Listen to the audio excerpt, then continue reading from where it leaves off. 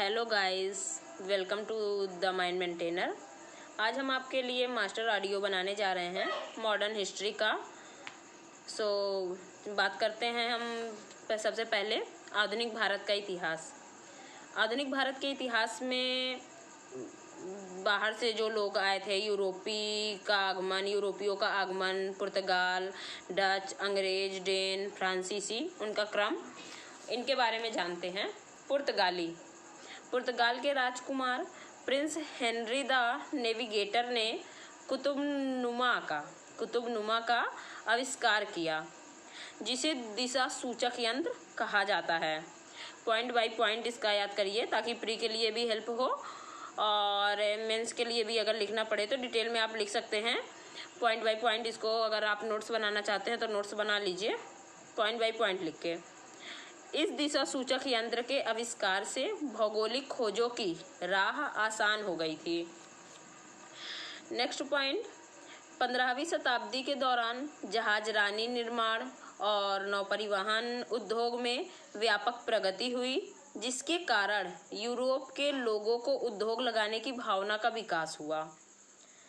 15वीं शताब्दी के दौरान जहाजरानी निर्माण और नौपरिवहन उद्योग में व्यापक प्रगति हुई, जिसके कारण यूरोप के लोगों को उद्योग लगाने के लिए कि बहुत ज़्यादा उत्सुकता हुई, जो उसी का भावना का विकास हुआ। पुर्तगाल और स्पेन के निवासियों के द्वारा नई भौगोलिक खोजों का युग प्रारंभ हो गया, जैसे बार्थोलोमो डियाज ने उत्मास अंतरिक्ष के नाम से खोज किया 1487 ईस्वी में। 1494 ईस्वी में स्पेन के निवासी कोलंबस ने भारत का मार्ग ढूंढते हुए अमेरिका खोज निकाला। 1494 ईस्वी में स्पेन के निवासी कोलंबस ने भारत पहुंचने का मार्ग ढूंढते हुए अमेरिका खोज निकाला, वो भारत खोजने के लिए निकला था और अमेरिका खोज निकाला। 1498 ईस्वी में वास्को डी गामा अफ्रीका के आशा अंतरिक्ष का चक्कर लगाते हुए हिंद महासागर पहुंचा। 1498 ईस्वी में गुजराती पथ प्रदर्शक अब्दुल मलिक की सहायता से कालीकट के बंदरगाह पर पहुंचा। 17 मार्च 1498 ईस्वी को वास्को डी गामा ने कालीकट के हिंदू राजा जमोरिन से मुलाकात किया। जमोरिन ने ही उनका स्वागत किया था। जमोरिन से मुलाकात किया तथा जमोरिन ने वास्को डी गामा का स्वागत किया तथा व्यापार करने की आज्ञा प्रदान की। जमोरिन ने ही व्यापार करने की आज्ञा प्रदान कर दी थी। वास्को डी गामा को भारत से ले जाई गई जो सामान वास्को डी गामा भारत से ले गया था, उस सामग्री पर उसे 60 गुना लाभ हुआ। मसाले वगैरह व्यापार जो हुआ था करते थे, उसमें 60 गुना उसको फायदा हुआ। इस तरह पुर्तगाल की राजधानी लिस्बन कुछ समय के लिए समस्त यूरोपीय व्यापार का केंद्र बिंदु बन गया था, कि बस सब लोग क्या कहते हैं, यूरोपीय व्यापार का केंद्र बिंदु एकदम हो गया कि यहाँ से माल जाता था भारत से और वहाँ पे उसका विक्रय होता था। 1500 ईस्वी में पेड्रा अल्ब्रेज कैम्ब्राल के नेतृत्व में द्वितीय पुर्तगाल अभियान दल कालीकट पहुंचा। उसको देखने के बाद फिर द्वितीय अभियान दल कालीकट पहुंचा। इसने कालीकट बंदरगाह में एक अरबी जहाज पकड़कर जमोरिन को उपहार स्वरूप दे दिया। 1502 ईस्वी में वास्को डी गामा पुनः भारत आया। 1502 ईस्वी में वास्को डी गामा पुनः भारत आया था। जैसे प्री के क्वेश्चन सब भी बनते हैं कि वास्को डी गामा भारत में कुल कितने बार आया था, तो वास्को डी गामा भारत में कुल 3 बार आया था।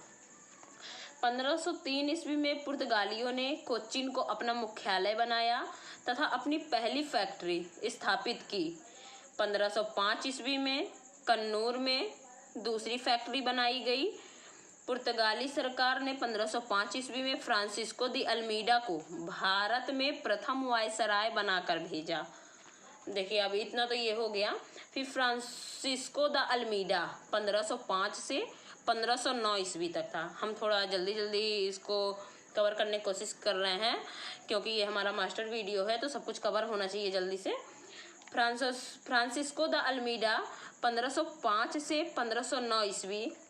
अल्मीडा को भारत का प्रथम गवर्नर बनाया गया।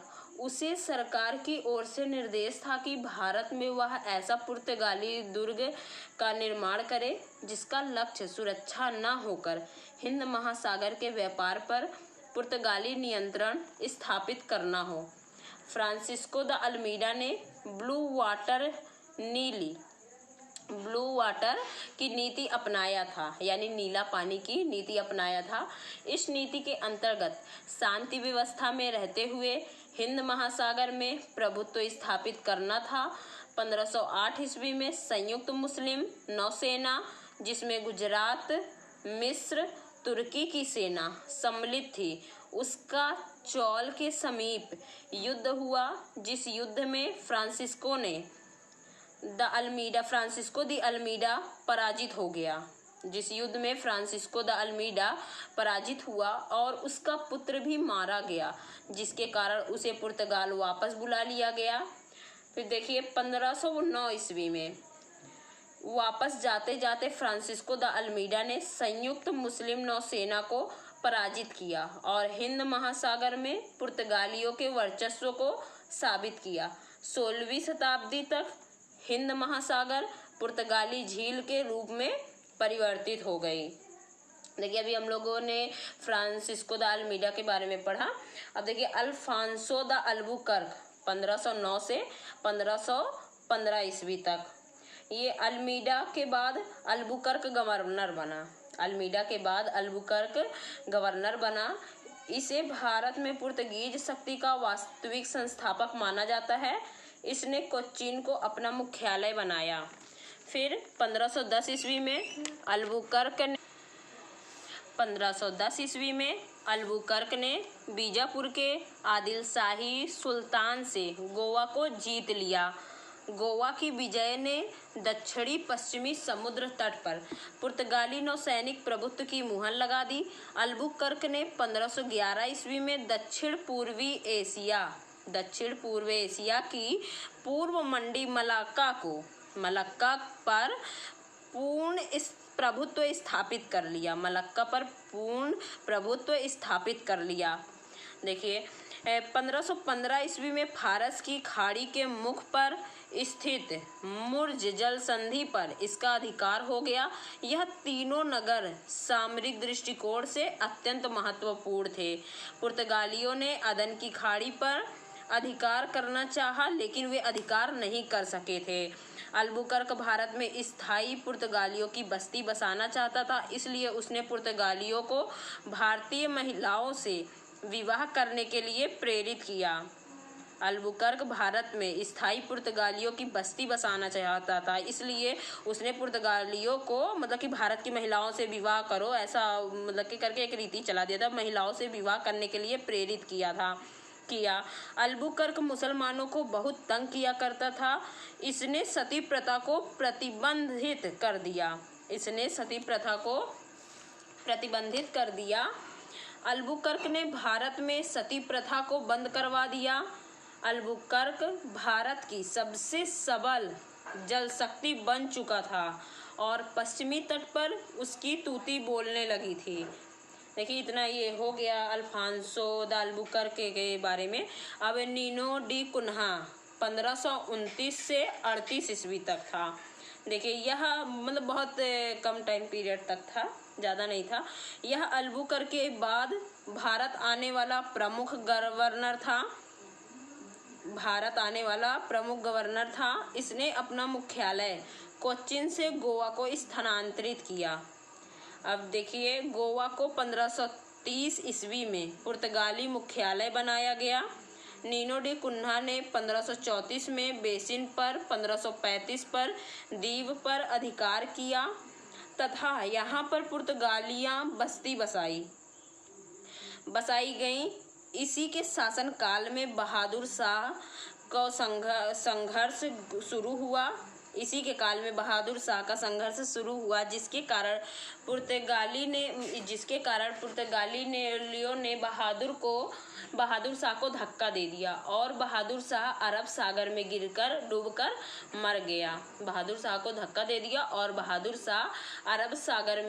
डूबकर मर गया। पुर्तगालियों ने धीरे धीरे समुद्र के समीप महत्वपूर्ण बस्तियां बसाईं। 1559 ईस्वी में दमन पर भी उनका अधिकार हो गया। 1551 में बंगाल के हुगली नामक स्थान पर पुर्तगाली बस्तियां बसाई गईं। डच एवं ब्रिटिश कंपनियों के हिंद महासागर में आ जाने से वहां पुर्तगालियों का एकाधिकार समाप्त हो गया। अनेक स्थानों पर पुर्तगालियों को सैन्य पराजय का सामना करना पड़ा। 1664 ईस्वी में पुर्तगालियों ने अपने भारत के अधिकृत प्रदेशों में निवास करने और व्यापार करने की मान्यता प्रदान कर दी। 1658 ईस्वी में संपूर्ण श्रीलंका, 1663 ईस्वी में मालाबार तट डचों के अधीन हो गया। 1658 ईस्वी में संपूर्ण श्रीलंका, 1663 ईस्वी में मालाबार तट डचों के अधीन हो गया। देखिए, पुर्तगालियों के नियंत्रण विधि और प्रतिक्रिया क्या थी।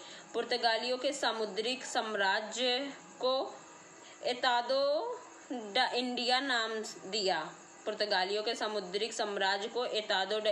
नाम दिया तथा हिंद महासागर में होने वाले व्यापार को नियंत्रित करने का प्रयास किया। पुर्तगालियों ने कार्टेज आर्मेडा काफिला पद्धति के द्वारा गहरा प्रभाव डाला।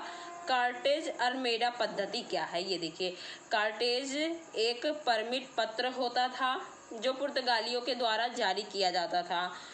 जिस व्यापारी को या राजा को यह परमिट पत्र होता था जिसके पास, वही व्यापारी हिंद महासागर में व्यापार कर सकता था, ऐसा रूल बनाया गया था।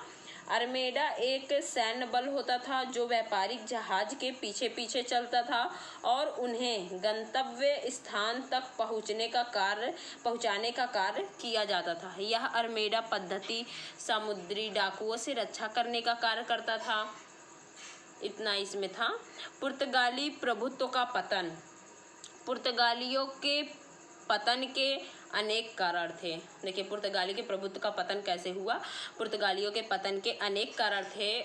उनकी धार्मिक सहिष्णुता बिगड़ गई और उनकी शत्रुता पर विजय प्राप्त करना बाहर की बात थी। पुर्तगालियों ने ब्राजील को नया उपनिवेश बनाया, जिसके कारण ये भारत को कम महत्व देने लगे। ये इसके पतन का कारण था। पुर्तगाली अधिपत्य का क्या परिणाम निकला, ये देखिए। हिंद महासागर में पुर्तगाली नियंत्रण के कई महत्वपूर्ण परिणाम सामने आए, जिसमें महत्वपूर्ण था धार्मिक, सामाजिक, राजनैतिक, आर्थिक, ये सारे परिणाम थे। पुर्तगालियों ने भारत में अपने अधिपत्य की स्थापना की, साथ ही धर्म परिवर्तन को बढ़ावा दिया। फिर 1540 ईस्वी में गोवा के सभी मंदिर नष्ट कर दिए गए और वहां पर केवल गिरजाघर की स्थापना की गई। 1560 ईस्वी में गोवा में ईसाई धर्म न्यायालय की स्थापना की गई ताकि किसी भी प्रकार के धर्म विद्रोह से दंडित किया जा सके। 1542 ईस्वी में पुर्तगाली गवर्नर मार्टिन डिसूजा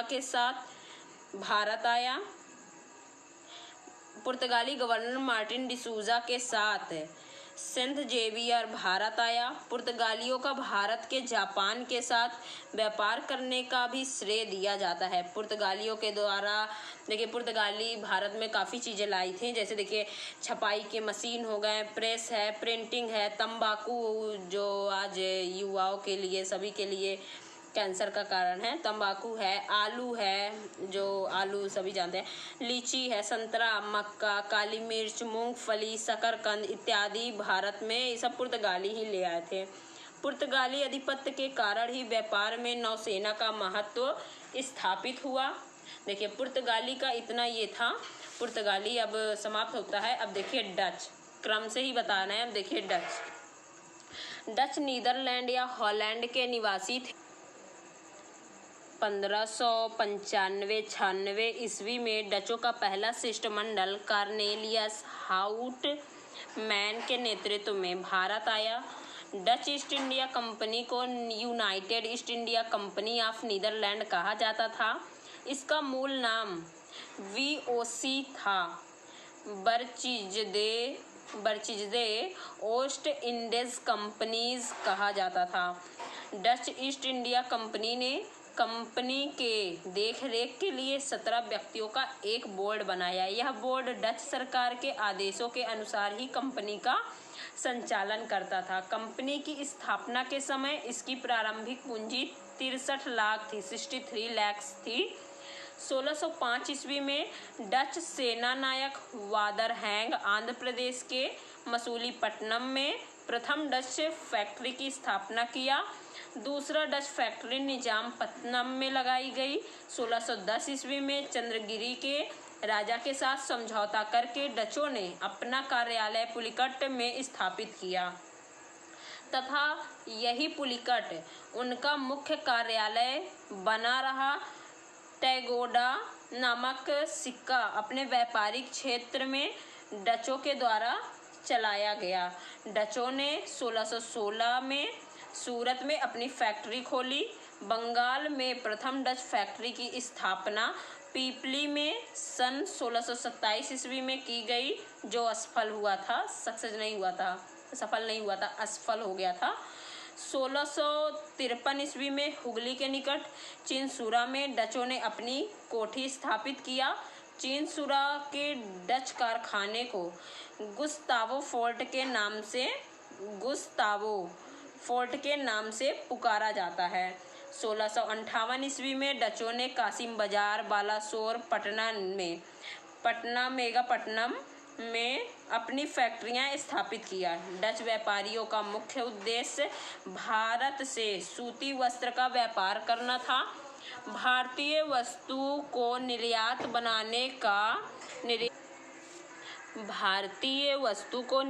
बनाने का श्रेय डचों को जाता है।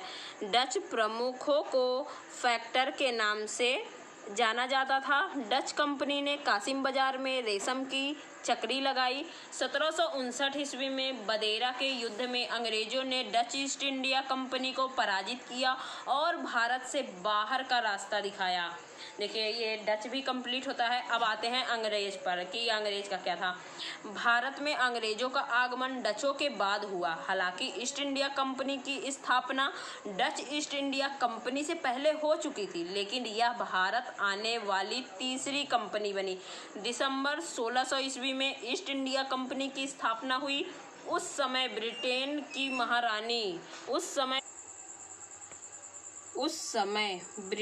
की महारानी एलिजाबेथ थी, जबकि मुगल बादशाह अकबर था। 1609 ईस्वी में ब्रिटेन के सम्राट जेम्स प्रथम ने व्यापारियों के लिए नया राज्य लेख चार्टर जारी किया और पूर्वी द्वीपों के साथ व्यापार करने की आज्ञा प्रदान किया। 1608 ईस्वी में कैप्टन हॉकिंस हेक्टर नामक जहाज से भारत पहुंचा। वहां जहांगीर से मुलाकात किया तथा जहांगीर से इसने तुर्की में बात की। इसी कारण जहांगीर ने इससे प्रसन्न होकर इसका एक नाम दिया, इंग्लिश खान, फिरंगी खान, कई नाम दिए थे, इंग्लिश खान, फिरंगी खान, और 400 का मनसब प्रदान किया। 1608 ईस्वी में कैप्टन हॉकिंस के प्रयास से सूरत में पहली अंग्रेजों की फैक्ट्री कंपनी खोली गई। 1611 ईस्वी में अंग्रेजों के द्वारा मसूलीपट्टनम में अंग्रेजी कारखाना खोला गया। 1708 ईस्वी में इंग्लैंड के सभी कंपनियों को आपस में संयुक्त कर दिया गया और इसे the United Company of merchant of London trading to East Indies का मूल नाम जॉन कंपनी था। 1639 ईस्वी में फ्रांसीसी डे नामक अंग्रेज ने चंद्रगिरी के राजा से चेनापत्तनम को लीज में लिया।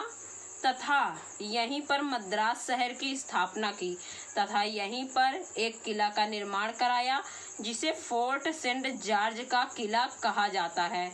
सेंट जॉर्ज के इलाके के किला को भारत के व्हाइट हाउस के नाम से जाना जाता है। 1651 ईस्वी में अंग्रेजों ने हुगली में अपनी पहली फैक्ट्री स्थापित किया। इसके बाद ढाका, पटना, कासिम बाजार में भी फैक्ट्रियां स्थापित की गईं। 1616 ईस्वी में पुर्तगाली राजकुमारी कैथरीन बेलीगाजा का विवाह ब्रिटेन के राजा चार्ल्स द्वितीय के साथ हुआ। पुर्तगालियों ने मुंबई को दहेज के रूप में चार्ल्स द्वितीय को दे दिया। मानो इनके बाप का था, उसने उसको दहेज के रूप में दे दिया। 1668 ईस्वी में चार्ल्स सेकंड ने 10 पाउंड वार्षिक किराया के रूप में बम्बई को ईस्ट इंडिया कंपनी को दे दिया। 1687 ईस्वी में मुंबई का मुख्य रूप से विकास अंग्रेजों ने किया। 1687 ईस्वी में बम्बई ने सूरत को पीछे छोड़ दिया। 1618 ईस्वी में जॉब चरनाक 1698 ईस्वी में जॉब चरनाक नामक अंग्रेज ने सुतानती कोलिकाता और गोविंदपुर गांव को पट्टे पर लिया तथा यहीं पर 1700 ईस्वी में कलकत्ता शहर बसाया। 1700 ईस्वी में कलकत्ता फोर्ट विलियम की स्थापना की गई। कलकत्ता शहर को पहला प्रेसिडेंसी नगर घोषित किया गया तथा यहाँ का पहला प्रेसिडेंट चार्ल्स आयर को नियुक्त किया गया। यही कलकत्ता नगरी 1911 तक अंग्रेजों की राजधानी बनी रही। अब देखिए जॉन सरमन मिशन 1715 ईस्वी। कंपनी ने सरमन की अध्यक्षता में 3 सदस्यीय एक शिष्टमंडल मुगल दरबार फर्रुखसियर के यानी मुगल दरबार में भेजा। इस मिशन में विलियम हैमिल्टन, ख्वाजा सेहूर्द अन्य सदस्य थे। विलियम हैमिल्टन प्रसिद्ध चिकित्सक था जबकि ख्वाजा सेहर्दू द्विभाषिया था। डॉक्टर हैमिल्टन ने फर्रुखसियर को एक असाध्य रोग से मुक्ति दिला दिया जिसके बदले में फर्रुखसियर ने अंग्रेजों के लिए फरमान जारी किया जिसके निम्नलिखित बिंदु हैं, देख लीजिए। 3000 रुपए वार्षिक दर के बदले में कंपनी को बंगाल में मुक्त व्यापार करने की छूट मिल गई, दे दिया। 10,000 रुपए वार्षिक कर के बदले में कंपनी को सूरत में सभी करों से मुक्ति मिल गई। बम्बई में कंपनी द्वारा ढाला गया सिक्का संपूर्ण मुगल राज्य में चलाने की आज्ञा मिल गई। ब्रिटिश इतिहास ओम्स ने कंपनी को मैग्ना कार्टा महाधिकार पत्र, इस फरमान से ईस्ट इंडिया कंपनी को संपूर्ण भारत में अपना व्यापारिक भागीदारी बनाने में मदद मिली। अब देखिए बात करते हैं, हो गया। अब बात करते हैं डेन की। 1616 ईस्वी। अंग्रेजों के बाद डेन 1616 में भारत आया। डेनों ने तमिलनाडु के तंजौर जिले के ट्राकोबार नामक स्थान पर अपनी पहली फैक्ट्री स्थापित किया। 1676 ईस्वी में डेनों ने बंगाल के श्रीरामपुर में अपनी दूसरी फैक्ट्री खोली। 1745 ईस्वी में डेनों ने अपनी सभी कंपनी अंग्रेजों के हाथों में बेचकर वापस चले गए। देखिए डेन स्विट्जरलैंड के रहने वाले थे। डेन जो थे वे स्विट्जरलैंड के रहने वाले थे। अब देखिए डेन के में ज़्यादा नहीं था, बस इतना ही था। अब फ्रांसीसी 1664 ईस्वी में आए। फ्रांसीसी कंपनी की स्थापना के समय फ्रांस का सम्राट लुई 14वां था। लुई 14वां के प्रधानमंत्री कोबाल्ट की सहायता से फ्रांसीसी कंपनी की स्थापना हुआ। फ्रैंको फेरो के नेतृत्व में पहला फ्रांसीसी अभियान दल 1668 ईस्वी में भारत आया और सूरत में अपनी व्यापारिक कोठी स्थापित किया। 1669 ईस्वी में मसूलीपट्टनम में दूसरी फ्रांसीसी कोठी स्थापित करने में फ्रांसीसी सफल रहे। 1673 ईस्वी में फ्रांसीसी कंपनी का निदेशक बनकर निर्देशक बनकर फ्रैंको मार्टिन आया। फ्रैंको मार्टिन मुस्लिम सरबेदार शेख खा लोदी से एक छोटा गांव प्राप्त कर फ्रांसीसी बस्ती स्थापित की, जिसे फकीचेरी के नाम से जाना जाता है। 1674 ईस्वी में पांडिचेरी में एक किला स्थापित किया गया और इसे पांडिचेरी का प्रमुख फ्रैंको मार्टिन को बनाया गया। 1706 ईस्वी तक फ्रैंको मार्टिन पांडिचेरी का गवर्नर बना रहा। 1692 ईस्वी में फ्रांसीसियों ने बंगाल में चंदनगर में अपनी बस्ती बसाई। 1725 ईस्वी में केरल के मालाबार तट में माहे। 1739 में कराईकल जो तमिलनाडु में है। 1751 में आंध्र प्रदेश में यनम में कराई गई। फ्रांसीसी कंपनी का गवर्नर ला मार्टिन के बाद डुप्ले को बनाया गया। अब देखिए आंग्ल फ्रांसीसी युद्ध, कर्नाटक का युद्ध।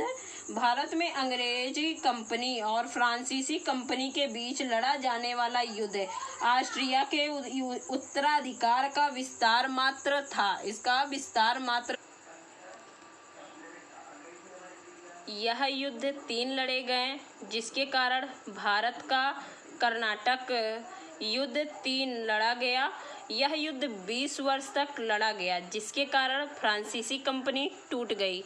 कर्नाटक का प्रथम युद्ध 1746 से 1748 तक। इस युद्ध में पहले अंग्रेजों के द्वारा किया गया। इस युद्ध में सर्वप्रथम पहल अंग्रेजों के द्वारा किया गया। अंग्रेज बर्नार्ड के नेतृत्व में कुछ फ्रांसीसी पोतों को पकड़कर कर्नाटक के नवाब को सौंप दिया गया, जिसके कारण डुप्ले ने जलपोतों के सुरक्षा की गुहार फ्रांसीसी गवर्नर कर्नाटक के नवाब से लगाई, लेकिन नवाब ने किसी बात पर गौर नहीं किया। डुप्ले ने मॉरिशस के फ्रांसीसी गवर्नर ला बुडार्नो से सहायता मांगी। वह अपने 3000 सेना की डुप्ले के साथ तमिलनाडु के कोरोमंडल तट पर पहुंचा और मद्रास पर अधिकार कर लिया। फ्रांसीसियों ने भूमि और जल दोनों ओर से समुद्र को घेर लिया। 40,000 पाउंड लेकर बोडोर्नो ने लेकर मद्रास वापस कर दिया, लेकिन गवर्नर डुप्ले ने मद्रास को पुनः जीत लिया। अब देखिए सेप्टथोमे का युद्ध, ये भी एक युद्ध था। 1748 ईस्वी। यह युद्ध फ्रांसीसी सेना व कर्नाटक के नवाब अनवरुद्दीन के बीच लड़ा गया। इस युद्ध में फ्रांसीसी सेना में अनवरुद्दीन की सेना को पराजित कर दिया। इसी समय 1748 ईस्वी में ऑस्ट्रिया का प्रथम युद्ध ला सापेल की संधि से समाप्त हो गया, जिसके कारण भारत में लड़े जाने वाले कर्नाटक का प्रथम युद्ध भी समाप्त हो गया। अब देखिए कर्नाटक का द्वितीय युद्ध 1749 से 54 के बीच हुआ। निजाम मुल्क आसफ की मृत्यु 1748 ईस्वी में हो गई, जिसके कारण कर्नाटक में द्वितीय युद्ध शुरू हो गया। इसी समय चंदा शाही की मराठों द्वारा रिहा कर दिया गया, क्योंकि चंदा साहिब कर्नाटक का नवाब रह चुका था। अब देखिए अंबुर का युद्ध 1749 ईस्वी। इस युद्ध में एक तरफ डुप्ले चंदा साहब और हैदराबाद के निजाम मुजफ्फर जंग तथा दूसरी तरफ अनरुद्दीन और अंग्रेजों के बीच लड़ा गया। इस युद्ध में अनरुद्दीन पराजित हुआ और उसे मार डाला गया। इसी समय कर्नाटक में चंदा साहिब का अधिकार हो गया। इस युद्ध के जीतने के उपलक्ष्य में पांडिचेरी के 80 गांव फ्रांसीसियों को दिया गया। इसी युद्ध के दौरान फ्रांसीसियों ने नासिर जंग को पराजित किया और उसे मार डाला और उसके स्थान पर मुजफ्फर जंग को हैदराबाद का निजाम बना दिया गया। मुजफ्फर जंग निजाम बनने के उपलक्ष्य में फ्रांसीसी को 50 लाख रुपए दिया और डुप्ले को 20 लाख रुपया तथा 1 लाख रुपए की वार्षिक जागीर दिया। अब देखिए पांडिचेरी की संधि 1755 ईस्वी। हम थोड़ा जल्दी इसलिए कवर कर रहे हैं, काफ़ी ज़्यादा कवर करना है, कई पार्ट में इसको कवर करेंगे।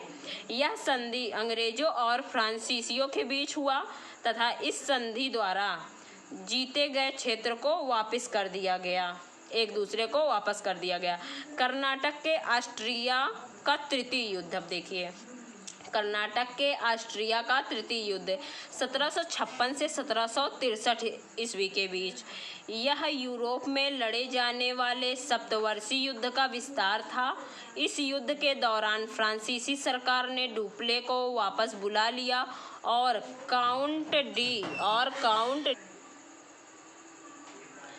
कर्नाटक के ऑस्ट्रिया का तृतीय युद्ध 1756 से 1763 के बीच। यह यूरोप में लड़े जाने वाले सप्तवर्षीय युद्ध का विस्तार था। इस युद्ध के दौरान फ्रांसीसी सरकार ने डुप्ले को वापस बुला लिया और काउंट डी लाली को भारत का गवर्नर बनाकर भेजा, जो एक अनुभवहीन था। 1757 ईस्वी में अंग्रेजों ने चंदनगर, बालासोर, कासिम बाजार तथा पटना के फैक्ट्री पर अधिकार कर लिया। अब देखिए वाडीवास का युद्ध 22 जनवरी 1760 ईस्वी। अंग्रेजों और फ्रांसीसियों के बीच यह युद्ध बंगाल में लड़ा गया। इस युद्ध में अंग्रेजी सेना का नेतृत्व आयर कुट ने तथा फ्रांसीसियों का नेतृत्व काउंट लाली कर रहा था। इस युद्ध में फ्रांसीसी पराजित हुए तथा इस युद्ध के पश्चात ही भारत में फ्रांसीसियों का प्रभुत्व हमेशा के लिए समाप्त हो गया। 1763 ईस्वी में पेरिस की संधि हुई और इस संधि के तहत ऑस्ट्रिया के उत्तराधिकार का युद्ध समाप्त हो गया, जिसके साथ भारत में भी कर्नाटक का युद्ध समाप्त हो गया। तब तक भारत से फ्रांसीसियों का भारत से सफाया हो चुका था। देखिए अब इतना हो चुका है, कंप्लीट हो चुका है। अब आगे मुगल साम्राज्य का पतन और आगे के इसी तरह थोड़ा मास्टर वीडियो टाइप का ही इसी टाइप का बनाएंगे ताकि ज़्यादा टाइम तक का हो, आपको पढ़ने में सुनने में दिक्कत ना हो। तो बाकी बातें ये मुगल साम्राज्य का पतन जो है नेक्स्ट ऑडियो में बनाएंगे।